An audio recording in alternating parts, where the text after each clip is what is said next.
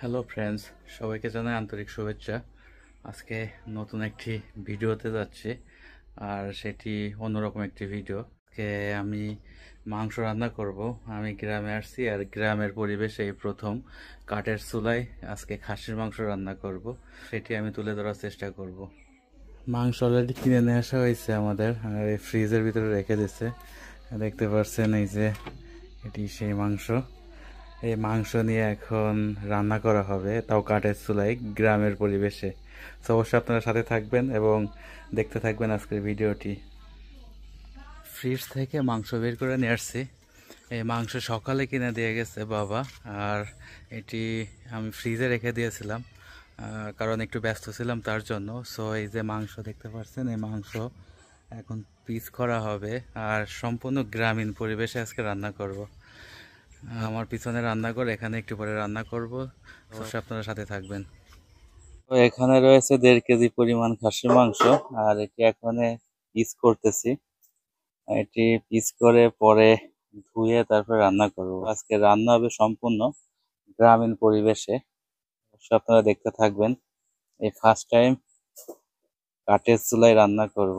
আর দেখতে পাচ্ছেন মাংস অনেক তাজা, সকালে কিনছিল, আর ফ্রিজে রেখে দিয়েছিলাম কারণ একটু কাজে ব্যস্ত ছিলাম তার জন্য।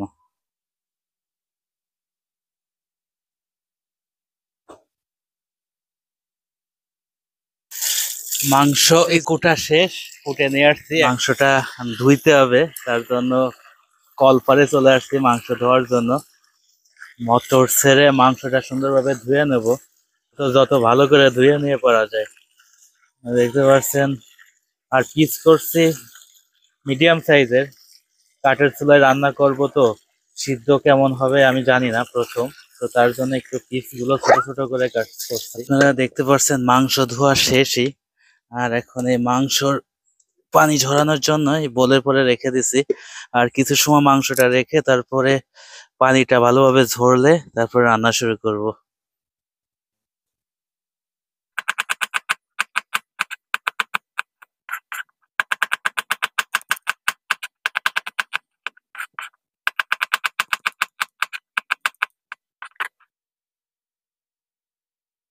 আমাদের মাংস রান্না চলছে। চুলার পরে কড়াই দিয়ে তেল গরম করে পেঁয়াজ, রসুন বাটা, আদা বাটা দিয়ে একটু কষিয়ে তারপরে মাংস ঢেলে দেওয়া হয়েছে, দেখতে পাচ্ছেন। আর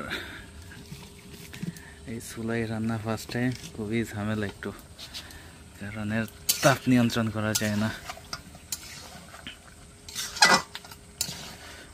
আর এখানে 1.5 কেজি পরিমাণ মাংস। এখানে আলু অলরেডি কুটে 7 থেকে 8টা আলু ছোট সাইজের, সো কুটে ভাজি করে রাখা হয়েছে। আর এখানে আছে এই যে ঝাল বাটা, আদা বাটা, রসুন বাটা। সো এটি এর ভিতরে কিছু দিছি, আর এগুলো আমি একটু পরে আবার একটু মিক্স করে দেব। আর মাংস মূলত দুইভাবে রান্না করা যায়, একটা ম্যারিনেশন করে আর ম্যারিনেশন ছাড়া। সো আমি ম্যারিনেশন ছাড়াই রান্না করে দেখছি যে আসলে কেমন হয় আজকে মাংস রান্নার টেস্টটা। অবশ্যই আপনারা কমেন্ট করে জানাবেন, যদি কখনো আপনারা এরকম কাঠের চুলায় রান্না করে থাকেন, আপনাদের অভিজ্ঞতা শেয়ার করবেন। দেখতে পাচ্ছেন মাংস অলরেডি রান্না চলছে, আর মাংসে এখনো আমি পানি দেয়নি। মাংসে যে পানি ছিল সেই পানি গলে এই যে শুকাইতেছে, অনেকটাই শুকাই গেছে আগের থেকে। আর এই পানিতেই মূলত মাংস অর্ধেকটা সিদ্ধ হয়ে যাবে।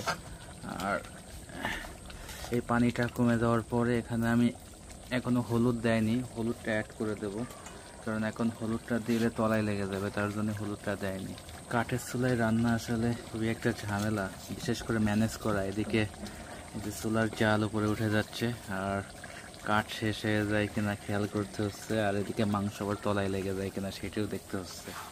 দেখতে পাচ্ছেন মাংসের জল একবারে শুকিয়ে গিয়েছে, আর আমি একটু আগে হলুদ দিয়ে দিয়েছি 1 চা চামচ। আর এখন একটু ভালো করে নাড়িয়ে চাড়িয়ে আলু দিয়ে সুন্দরভাবে কষিয়ে তারপর জল দিয়ে একবারে ফুল ফাইনাল রান্নার জন্য বসিয়ে দেব।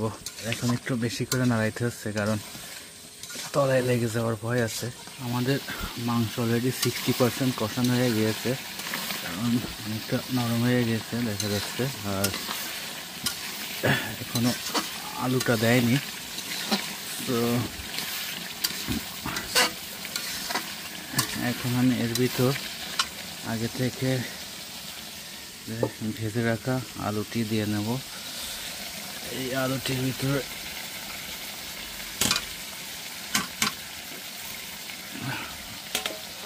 ঢেলে দিলাম, দিয়ে আলু সহ মাংস একটু ভালো করে কষাই নেব।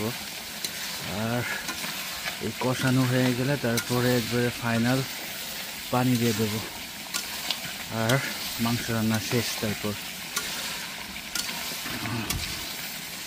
দেখতে পাচ্ছেন কালারটা হচ্ছে সেই, মাংসের ভিতরে মশলাগুলো ঢুকে গিয়েছে, কারণ কষানোর জন্য আমি একটু পানি দিয়েছিলাম। প্রথমে মাংসে যে পানি ছিল সেই পানি টেনে যাওয়ার পরে আমি কষানোর জন্য আরও একটু পানি দিয়ে নিয়েছিলাম, নিয়ে আমি ঢাকনা দিয়ে ঢেকে রাখছিলাম। আর তার জন্য মাংসের ভিতরে মশলাগুলো খুব ভালোভাবে ঢুকে গেছে। আর এখন আলু দিয়ে সুন্দরভাবে কষিয়ে একবারে পানি দিয়ে বসিয়ে দেব। আমাদের মাংস কষানো শেষ, এবার আমি এতে পানি দিয়ে দেব। তো দেখতে পাচ্ছেন এই যে এই পাশে পানি গরম হচ্ছে, এই চুলায় এই পাশে রান্না হচ্ছে আর এই পাশে পানি গরম। তো এখান থেকে আমি পানি, এটার নাম কি আপনারা বলতে পারবেন কিনা জানি না, হয়তো যদি জানেন বলবেন। তো এতে করে আমি ফাইনাল পানি দিয়ে দিচ্ছি।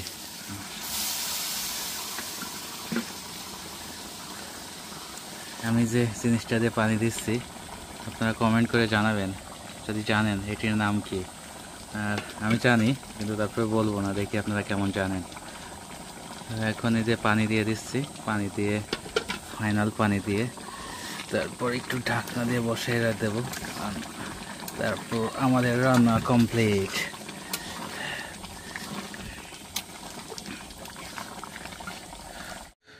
অবশেষে মাংস রান্না কমপ্লিট। এই যে বলে ঢাললাম, আর দেখতে পাচ্ছেন এই সেই খাসির মাংস যেটি রান্না করলাম এই কাঠের চুলায়। এই পাশে দেখছেন চুলা, এই চুলায় রান্না করলাম। তো অবশেষে কমপ্লিট। এখন খেয়ে জানাবো কেমন হয়েছে। আর কালারটা দেখেন, আপনারা জানাবেন যে কেমন হয়েছে, কালার ঠিক আছে কিনা। যে মাংস